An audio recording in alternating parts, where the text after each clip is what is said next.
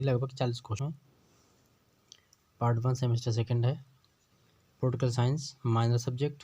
तो इसके हम मल्टी चॉइस क्वेश्चन कंप्लीट करेंगे इसमें, और इसमें 40 क्वेश्चन हैं, तो थोड़ा वीडियो लंबा हो जाएगा, don't worry. All university exam 2022, और ये पार्ट सेकंड है, ठीक है। यहाँ पे पार्ट 1 लिखा हुआ है, डोंट वरी, पार्ट सेकंड है ये। बाकी मैं आपको बता ही चुका हूँ कि पेपर का नाम है भारतीय राष्ट्रीय आंदोलन तथा भारत का संविधान। वेरी मोस्ट इम्पोर्टेंट चैप्टर है ये पूरा पेपर।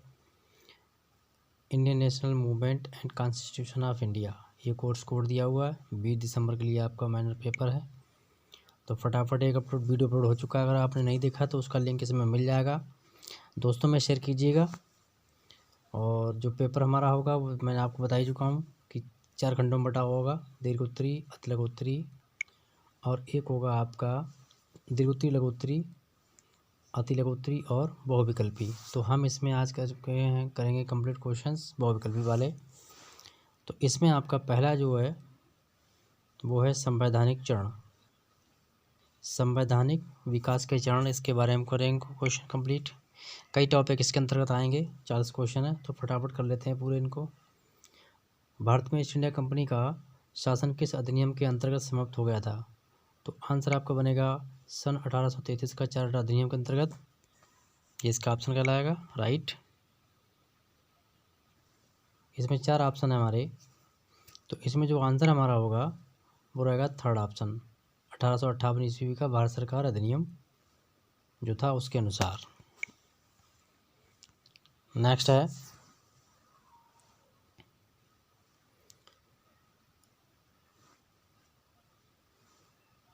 सन 1861 ईस्वी का भारतीय परिषद अधिनियम,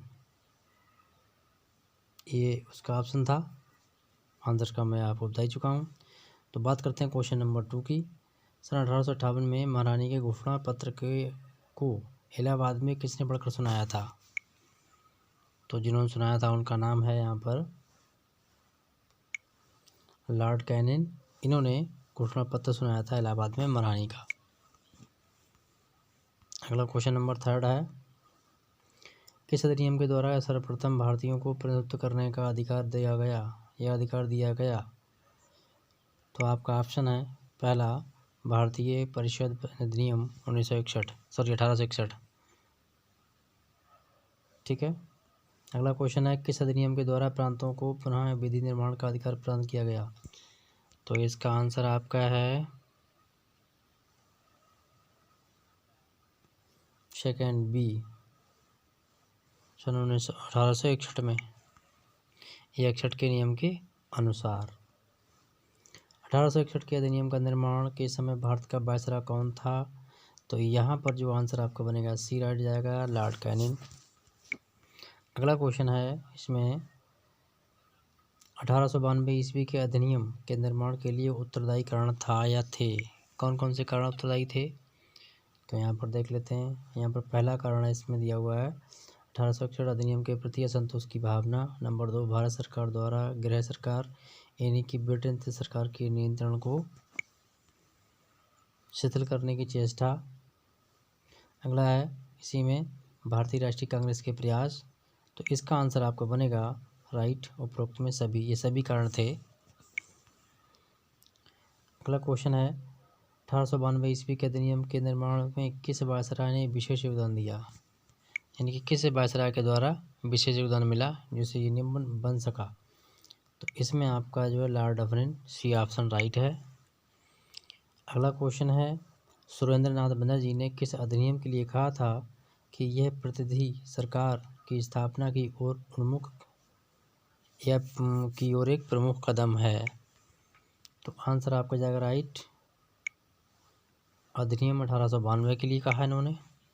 किसने? सुरेंद्र नाथ बनर्जी ने। अगला क्वेश्चन है, पार्लियामेंट्री सुधार अधिनियम, इसका दूसरा नाम क्या है? तो दूसरा नाम है अधिनियम 1909। अगला क्वेश्चन है, क्योंकि 40 क्वेश्चन है, जल्दी जल्दी से पूरा कर लेते हैं। एक पार्ट और आएगा, क्योंकि बड़ा हो जाएगा तो दिक्कत हो जाती है, इसलिए मैं आपको 3 पार्ट में कर दे रहा हूँ, कर 2 में देता।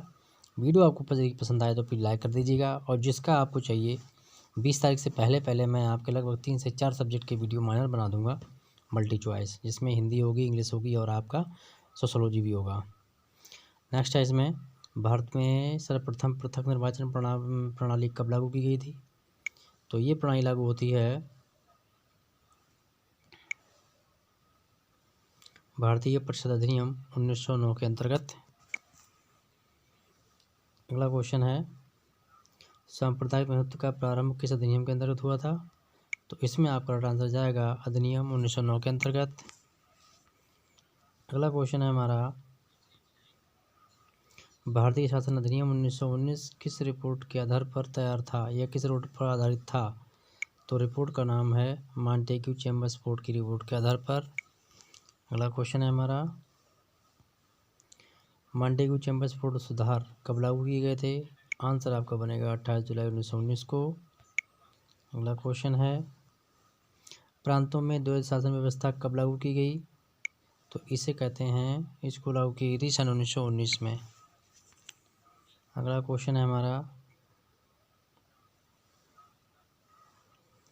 सन 1919 के अधिनियम के अंतर्गत प्रांतों में प्रशासन के लिए भारतीय मंत्रियों को जो विषय दिए गए थे, उन विषयों को क्या कहा गया था? उन विषयों को क्या गया था? हस्तांतरित विषय। अगला क्वेश्चन है, किस अधिनियम के द्वारा भारत में संघीय व्यवस्था को स्वीकार किया गया था? तो शासन व्यवस्था है भारत सरकार अधिनियम 1935, क्योंकि 1935 जो अधिनियम है उसका सबसे अधिक आधे संविधान में इसी का उल्लेख है, इसी आधार पर संविधान बना गया है। सन 1935 के अधिनियम द्वारा केंद्र व प्रांत की शक्तियों का वितरण के लिए कितनी सूचियाँ थीं? उस समय सूचियाँ थीं हमारे मात्र 3। ठीक है, 1935 के अनुसार। उसके बाद ये सूचियों में संख्या की बढ़ोतरी हुई है। अगला क्वेश्चन है हमारा, यहाँ है 1835। ठीक है, यहाँ पर मैं लिख दे रहा हूँ, यहाँ पे कटा हुआ है, क्वेश्चन नंबर 18 है ये। तो ये 1835 के अधिनियम के द्वारा स्थापित संघ में अविष्ट अधिकार किसको दिए गए थे?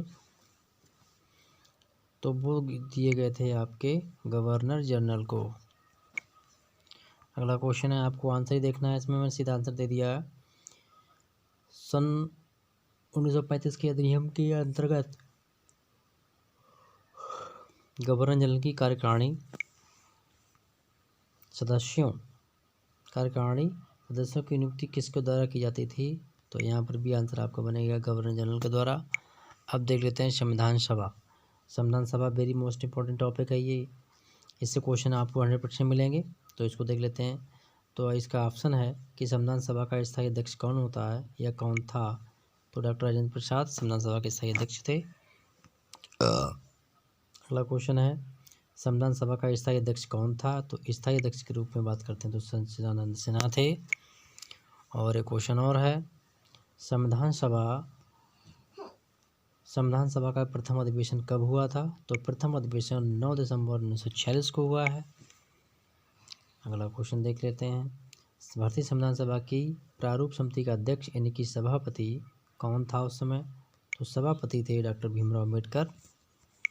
अब संविधान से रिलेटेड क्वेश्चन यहाँ पर है, तो इनको पढ़ लेते हैं।